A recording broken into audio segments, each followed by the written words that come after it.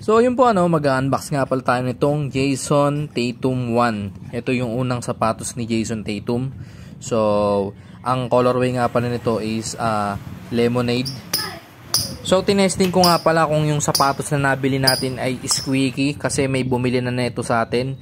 So dito yan nabili sa May Kabyaw, pa-order lang sa akin yan. Itong sapatos nga pala na to ay isa sa pinakamaganda ng colorway ng Jayson Tatum 1. Ang ginagawa nga pala natin is pag binili natin, binibideo muna natin at nire-review kung maganda ba yung sapatos, saka natin ibebenta. Ang napansin ko nga lang dito sa Tatum 1 is yung pinaka toe part lang yung merong traction, and then para sa heel part naman is parang cushioning lang yung meron sa kanya. Pero overall, malambot yung sapatos na to. At para dun sa mga nagtatanong kung magaan ba yung sapatos na to, yes, i-rate natin siya ng 9.5 out of 10. Yes, magaan siya.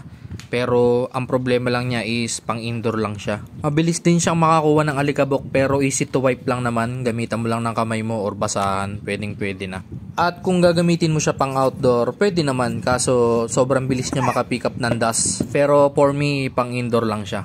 Ayan nga pala yung traction niya, yung toe part at saka yung heel part niya. At para sa upper part nga pala niya is ginamitan siya ng breathable mesh, siyempre.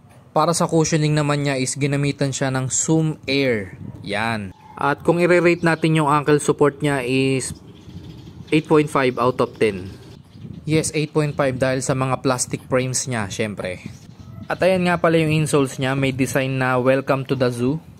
Ang fittings nga pala ng sapatos na to ay true to size. So, pwede rin siya sa mga flat-footed. So, ayan sa part nga pala na yan is makikita nyo yung foam, yung JT logo, and then yung frame na plastics, and then yung Jordan logo. So ito nga pala yung 360 view ng sapatos na to. Kayo na lang humusga kung solid ba o hindi.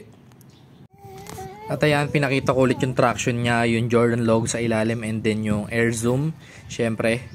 At syempre hindi mawawala yung pangalan ng anak niya na Zeus. At syempre andyan din yung jersey number niya na number 0. Magkabilaan yung pangalan ng anak niya dyan. Yan, number 0. And then pakita na natin kung squeaky nga ba talaga to. Let's go.